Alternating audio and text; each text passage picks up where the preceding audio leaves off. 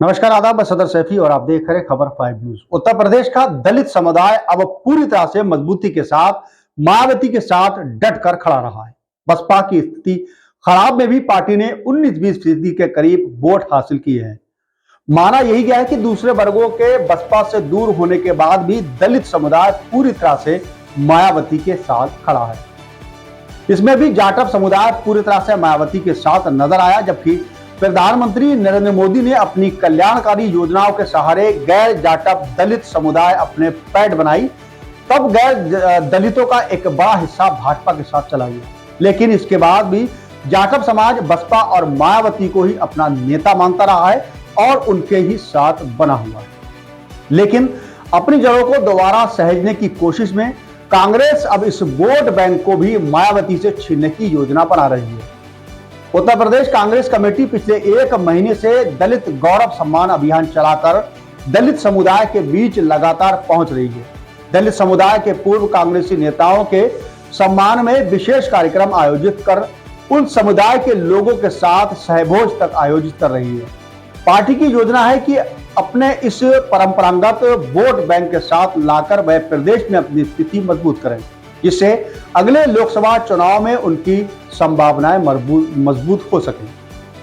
उत्तर प्रदेश कांग्रेस के अध्यक्ष अजय राय गत मंगलवार को अपने पूर्व दलित नेता महावीर प्रसाद की पुण्यतिथि पर उनके पैतृक गांव गोरखपुर के उज्जर पार पहुंचे थे। दलित जाटव समाज में आने वाले पूर्व दिग्गज कांग्रेस नेता महावीर प्रसाद राजीव गांधी सरकार में केंद्रीय मंत्री और हरियाणा के राज्यपाल सहित कई बड़े पदों पर रह चुके हैं। उस समय कांग्रेस के सचिव रहे, जब पार्टी अखिल भारतीय स्तर पर केवल 4 महासचिव बनाती थी। आज भी पूरे दलित समुदाय के साथ साथ जाटव समाज भी उनकी बहुत प्रतिष्ठा है।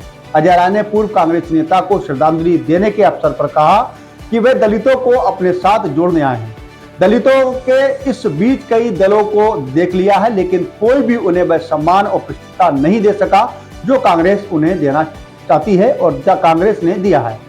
अजय राय ने वर्तमान कांग्रेस अध्यक्ष मल्लिकार्जुन खड़गे की अध्यक्षता में पूरे देश में कांग्रेस में हो रहे उत्थान को अपना प्रमुख विषय बनाया और कहा कि उत्तर प्रदेश में कांग्रेस को मजबूत करने की आवश्यकता है, लेकिन इसके लिए दलित समुदाय को कांग्रेस के साथ आना चाहिए, जो उसे हर मान सम्मान और पद प्रतिष्ठा देने के लिए तैयार है। दलित गौरव सम्मान यात्रा के नाम से चल रहे अभियान के अंतर्गत इसी तरह दलित नेताओं के घर पहुंचकर सम्मान कार्यक्रम आयोजित किए जा रहे हैं। इन कार्यक्रमों में कांग्रेस के पुराने नेताओं, विधायकों, सांसदों को सम्मानित किया जा रहा है। ये यात्रा आगे भी जारी रहेगी।